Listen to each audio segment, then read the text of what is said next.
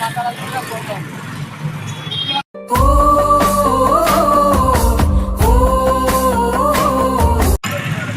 ఈరోజు దేశవ్యాప్తంగా కార్మికులు రోడ్ల మీదకి వచ్చి సమ్మె కొనసాగుతున్న పరిస్థితి ఉంది. ఈ సమ్మె ఇలా కొత్తది కాదు, చివరిది కూడా కాదు. 6 సంవత్సరాల నుంచి 4 లేబర్ కోట్లను తీసుకొస్తున్నటువంటి క్రమంలో 6 సంవత్సరాల నుంచి ఈ సమ్మెను కొనసాగిస్తున్నాం. అయినా మోడీ ప్రభుత్వం కార్మికుల హక్కులను కాలరాస్తూ కార్మికులు చేస్తున్న సమ్మెలను లెక్క చేయకుండా రేపు ఏప్రిల్ 1వ తారీఖు నుంచి ఈ యొక్క లేబర్ కోడ్లను కొనసాగించేటువంటి పరిస్థితిలో ప్రభుత్వం కొనసాగుతుంది.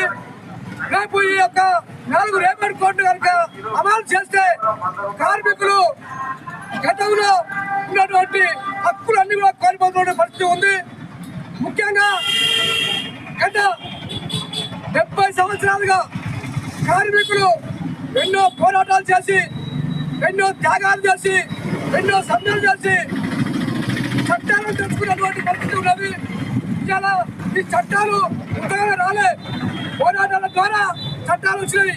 దేశవ్యాప్తంగా కార్మికులు హక్కులు సాధించే చట్టాలను ఈనాడు 29 చట్టాలను 4 లేబర్ కోడ్లుగా విభజించి కార్మికులను కట్టి బాధితులుగా చేసే ఒక పరిస్థితి మోడీ ప్రభుత్వం తీసుకొస్తుంది అనేది మనం చూస్తున్నాం.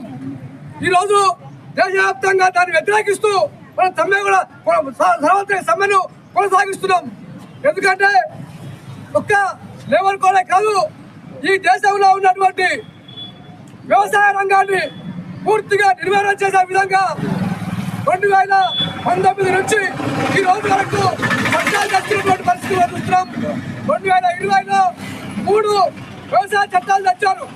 ఆ చట్టాలకు వ్యతిరేకంగా రైతులు 500 సంఘాలు ఏకమై ఢిల్లీని చుట్టుముట్టి ఢిల్లీ ప్రభుత్వాన్ని సమ్మింపజేసి 13 నెలలు ఉద్యమం చేసింది.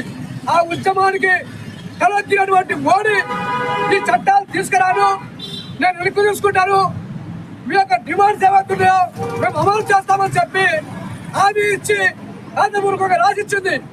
అయినా ఆ చట్టాలను పేరు మారుస్తూ మరో రకంగా అదే చట్టాలను నేను రైతాంగానికి కానీ, కార్మికులకు కానీ, ప్రజలకు కానీ తీసుకొస్తున్న పరిస్థితి ఉంది. ఎందుకంటే 2 సార్లు అధికారంలోకి వచ్చిన తర్వాత ఈ చట్టాలను ముందుకు తీసుకొచ్చేటువంటి పరిస్థితి కూడా మనం చూస్తున్నాం. వాళ్ళకు పార్లమెంట్లో బలం ఉంది, బలం ఉంది, మాకు ఎవరు వ్యతిరేకం లేరు అని చెప్పి చట్టాలను తెచ్చి పాస్ చేస్తున్న పరిస్థితులు మనం చూస్తున్నాం. అందుకే ఈ చట్టాలన్నింటికి వ్యతిరేకంగా కార్మికులు, కర్షకులు